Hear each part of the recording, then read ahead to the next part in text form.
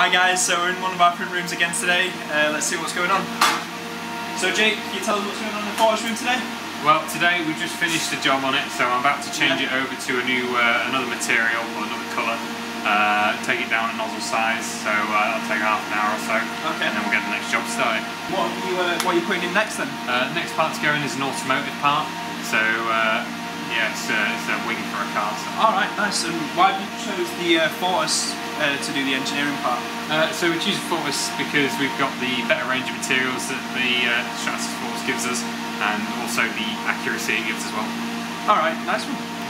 So which materials do you use on the Fortus for the automotive parts?